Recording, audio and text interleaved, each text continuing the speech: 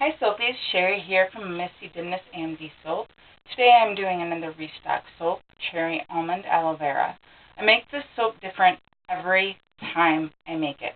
The last time I made it, I decided to embrace the vanillin content, and the soap was really dark brown.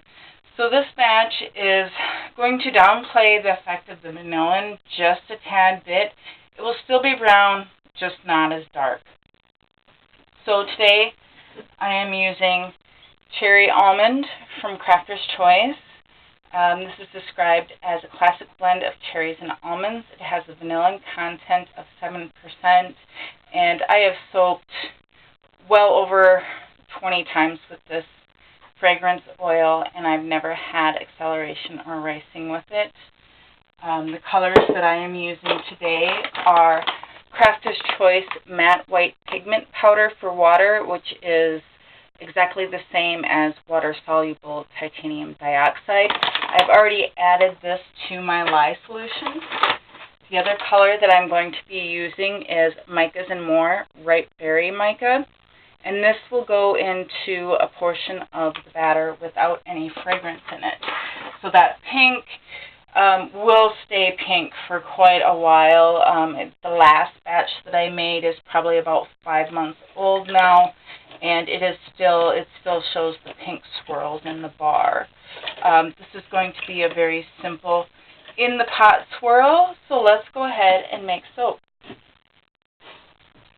So here I have my lye solution with kaolin clay, dendritic salt, silk peptides, aloe vera juice, and some titanium dioxide added to it. That's just going to minimize some of the effects of the vanillin colorant or vanillin content of the fragrance oil.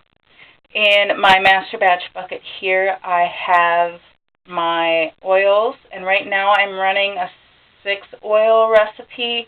I'm in the process of switching out my olive oil for rice bran oil, so I was kind of using up the last of my olive oil and had to fill in with some rice bran oil. So this batch is going to be a little bit different, but rice bran and olive oil are still pretty close to the same. So we're just going to go ahead and pour this into our oils.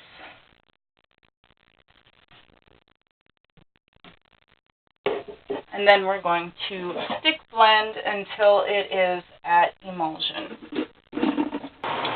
So here I have stick blended my oils and lye to a light trace. I've added my ripe berry mica to this portion, and to this portion of uncolored battered, I'm going to go ahead and add my 4 ounces of fragrance oil. So now I'm going to go ahead and stick blend my colors and my fragrances together. You can see with my fragrance oil that is already reacting and starting to turn brown.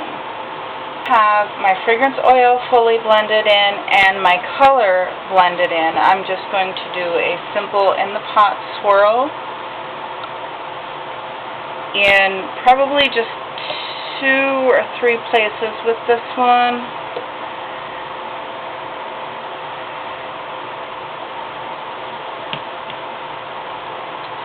And that's really not enough to decorate the top with, so I'm just going to go ahead and scrape it all in. Oh, no, you know what? I'm not either. That should be enough to give just a really thin line of pink. I'll keep it.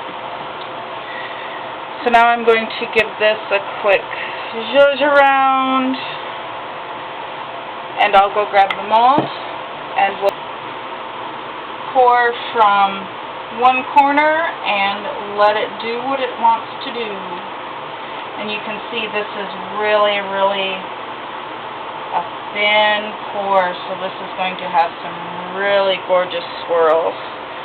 And I'll come down to this end to get it a little more even. And we'll scrape out the barrel onto this side. So I have scraped out my main pour bucket. I'm going to go ahead and just place, I'm just going to do this one right down the center. Just place a thin line of pink And now I'm going to grab my bamboo skewer. I'm going to actually use the fat end. And I think I'm just going to do kind of a swirly figure 8 design on the top of this one, just to make it look a little bit different. I do that Taiwan swirl a lot. So here is the close-up look of the cherry almond soap. This will get much darker. Right now it's looking a really pinky flesh color almost. It's a little creepy to look at, but it will get darker over time. It should tan up to a really nice brown. And that's the cherry almond soap. If you like watching me make soap, be sure to comment, like, and subscribe. And don't forget to click the link at the end to watch me cut it. Stay soapy, friends.